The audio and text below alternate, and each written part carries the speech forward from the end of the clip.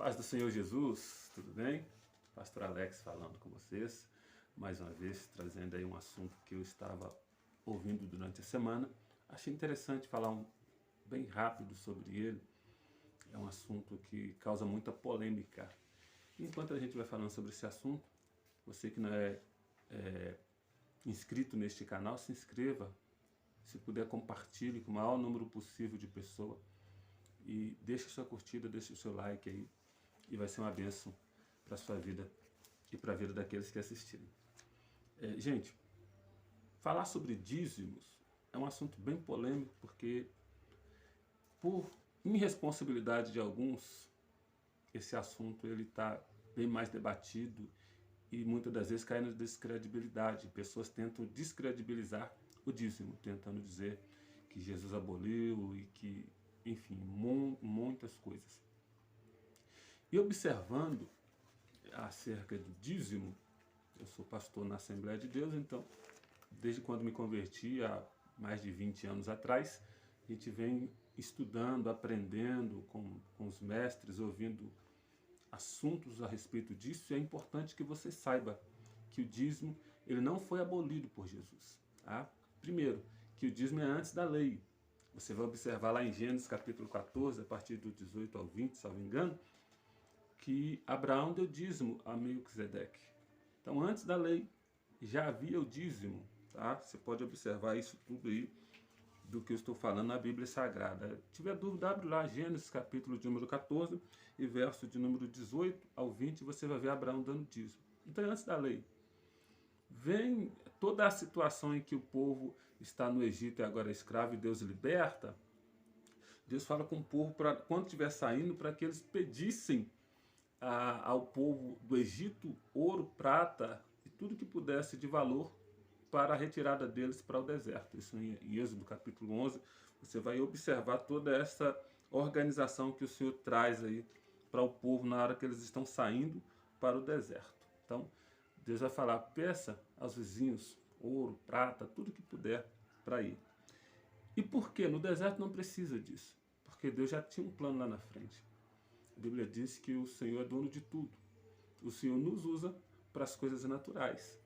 Então, quando o povo vai para o deserto, e Deus ali resolve, então, dar a planta do tabernáculo a Moisés e Bezalel, e juntamente com seu companheiro para construir, Deus ia necessitar deste ouro, desta prata, deste pano, de tudo.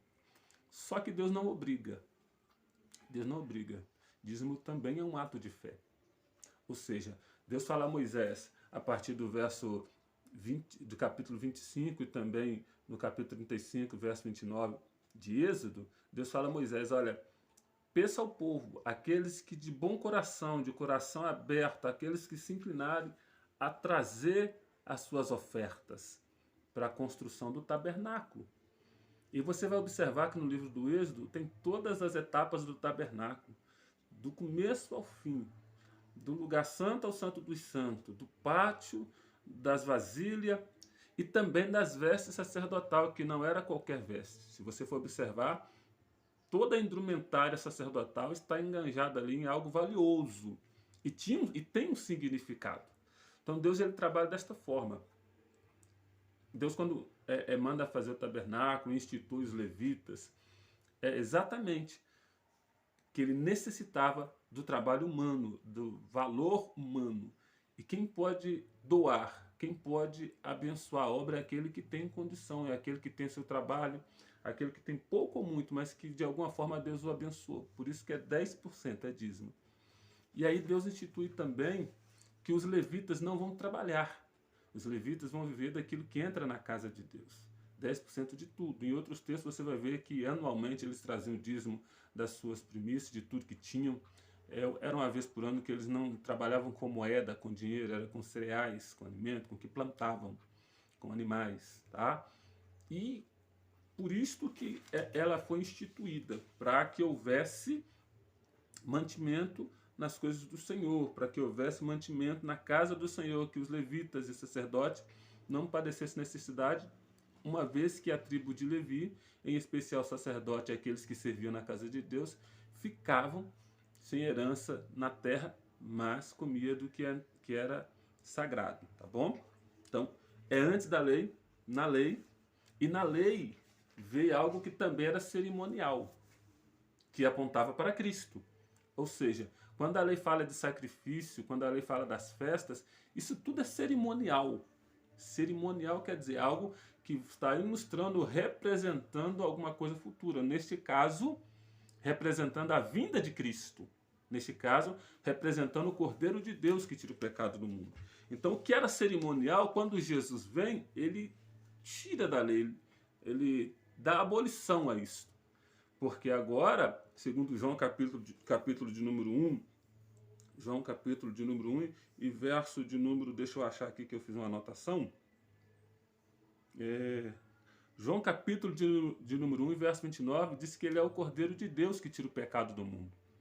Então Jesus, ele agora, quando ele vem, ele como Cordeiro de Deus, não precisa mais da cerimônia do sacrifício que cobria o pecado.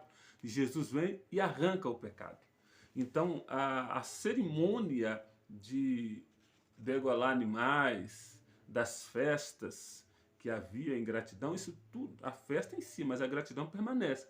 Isso tudo foi abolido na vinda de Jesus.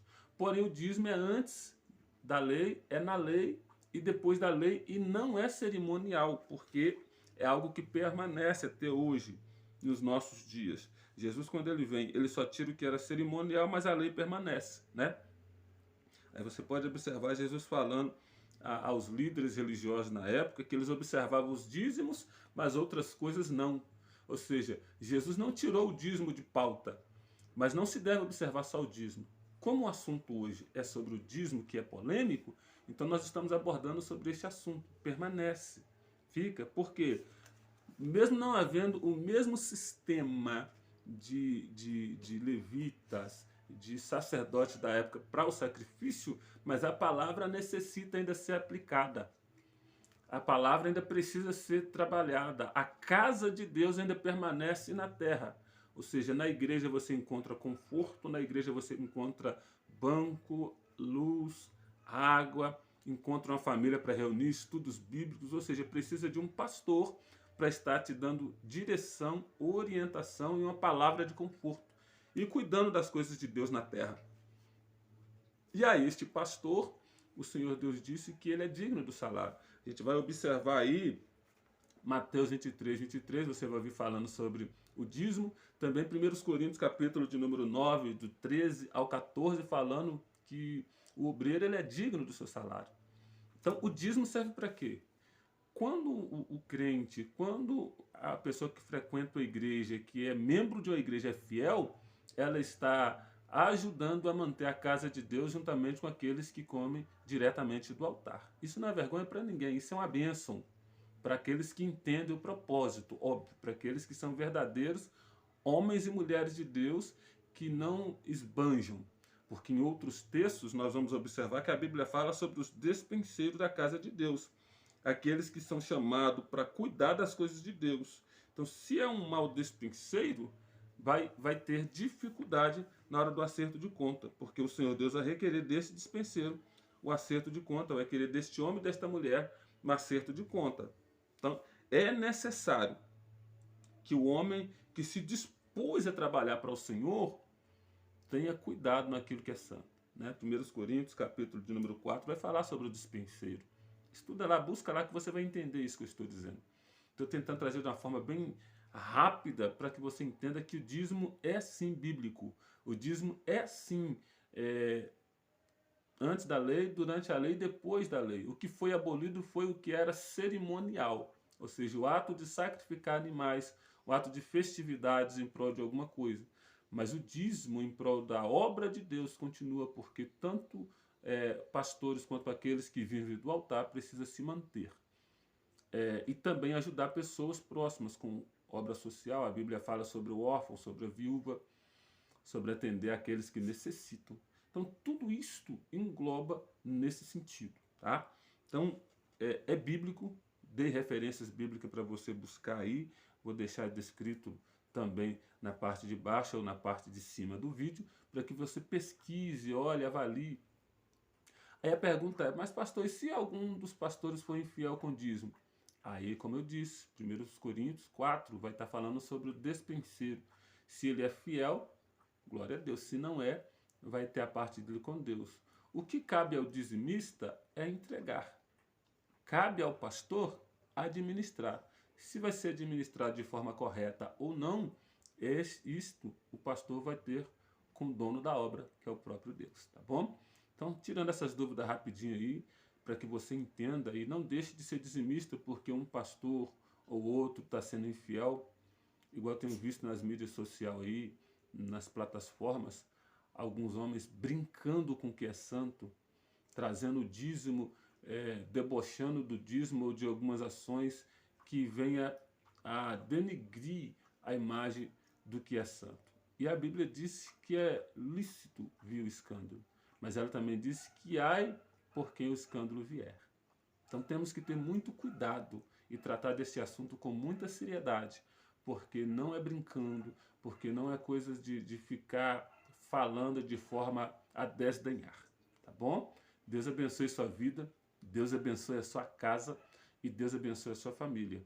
Volto a pedir, compartilhe esse vídeo. Se você ainda não é inscrito, inscreva-se e eu creio que Deus vai te abençoar com toda sorte de bênção. Deus é bom o tempo todo. O tempo todo Deus é bom. Deus abençoe.